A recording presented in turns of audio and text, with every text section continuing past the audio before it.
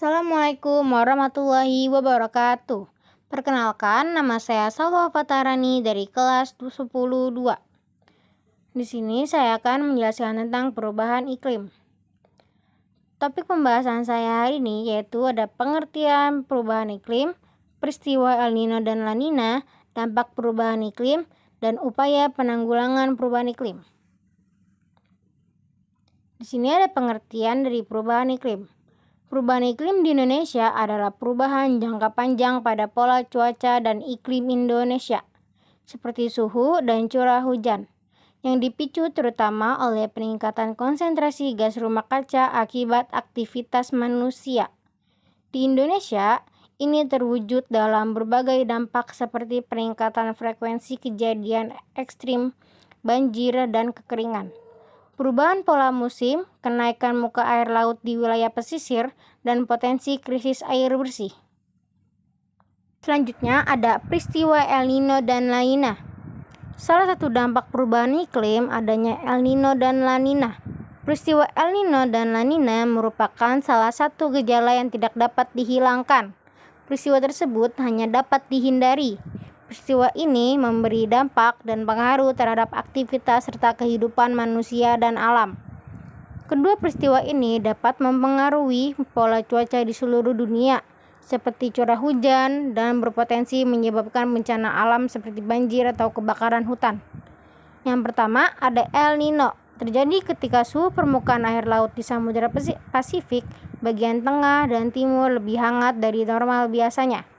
Akibatnya, awan dan hujan berpindah ke wilayah Pasifik Tengah, sehingga Indonesia mengalami kekeringan, musim kemarau panjang, dan kekurangan air. Yang kedua adalah La Nina, terjadi ketika suhu permukaan air laut di Samudra Pasifik bagian tengah dan timur lebih dingin dari biasanya. Akibatnya, pembentukan awan dan hujan meningkatkan di wilayah Indonesia, sehingga terjadi curah hujan tinggi, banjir, dan tanah longsor. Selanjutnya ada dampak perubahan iklim. Yang pertama, menurunnya kualitas dan kuantitas air. Kenaikan suhu bumi akan meningkatkan jumlah air di atmosfer. Hal ini dapat meningkatkan curah hujan. Banyaknya curah hujan dapat meningkatkan volume sumber air bersih. Tetapi, curah hujan yang tinggi berdampak pada tingginya kemungkinan air untuk langsung sampai ke laut. Perlunya tempat penyimpanan sumber air bersih agar dapat digunakan oleh manusia. Yang kedua, ada perubahan habitat dan punahnya spesies tumbuhan dan hewan. Perubahan iklim dapat menimbulkan pemanasan suhu bumi, kenaikan permukaan laut, banjir, dan badai. Hal ini akan menyebabkan perubahan besar pada habitat hewan dan tumbuhan. Perubahan habitat menyebabkan punahnya berbagai spesies, baik spesies tumbuhan atau hewan, seperti pohon-pohon besar yang ada di hutan sebagai penyerap karbon dioksida. Hal ini disebabkan oleh tumbuhan yang tidak dapat beradaptasi terhadap perubahan suhu dan perubahan alam yang cepat. Punahnya sebagai spesies ini akan memberi dampak lebih besar pada ekosistem dan rantai makanan. Selanjutnya, yang ketiga ada peningkatan gas rumah kaca akibat penebangan hutan. Hutan dapat membantu penyerapan gas rumah kaca akibat terjadinya pemanasan global. Hutan dapat mengalami kerusakan. Pohon-pohon dapat mati karena perubahan fungsi hutan. Selain itu, pohon-pohon dapat mati karena kekurangan air akibat meningkatnya suhu dalam perubahan iklim. Pohon-pohon yang mati tersebut akan melepaskan karbon dioksida. Selain itu, penyerapan karbon dioksida menjadi berkurang. Akibatnya, karbon dioksida dan gas rumah kaca lainnya akan meningkat dengan cepat. Selanjutnya ada peningkatnya wabah penyakit. Perubahan iklim menyebabkan penipisan lapisan ozon. Penipisan ozon dapat meningkatkan intensitas sinar ultraviolet dari matahari ke permukaan bumi. Jika manusia terpapar sinar ultraviolet, dalam jangka waktu tertentu akan menyebabkan berbagai penyakit seperti kanker kulit, katarak, dan penurunan daya tahan tubuh.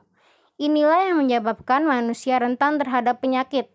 Selain penyakit tersebut, manusia juga rentan terhadap asma dan alergi, penyakit kardiovaskuler, jantung, serta stroke.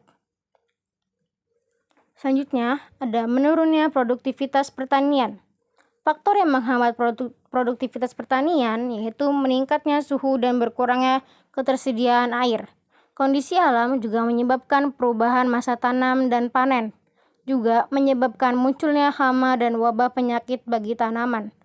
Jika tidak segera diatasi, maka petani akan gagal panen dan produktivitas padi menjadi turun.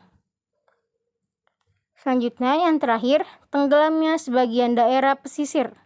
Perubahan iklim menyebabkan peningkatan permukaan air laut.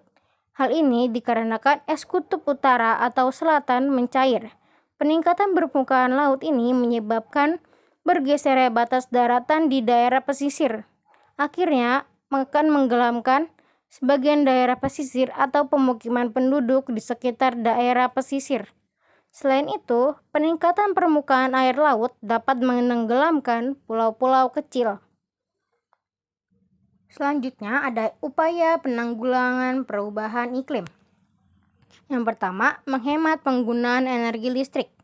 Gunakan alat elektronik jika sedang butuh saja, agar tidak menimbulkan energi panas untuk peningkatan suhu bumi. Yang kedua, menghemat pemakaian air. Pakai air jika sedang butuh saja, seperti ingin mandi, minum, memasak air, dan lain-lain. Jika tidak terlalu penting, jangan buang-buang air. Yang ketiga, melakukan 5R. 5R yaitu rating, reduce, reuse, recycle, replace, or recovery. Yang keempat, melakukan kegiatan penghijauan. Tanam pohon atau tumbuhan sebanyak-banyaknya. Tujuannya agar hutan tetap lestari dan hijau.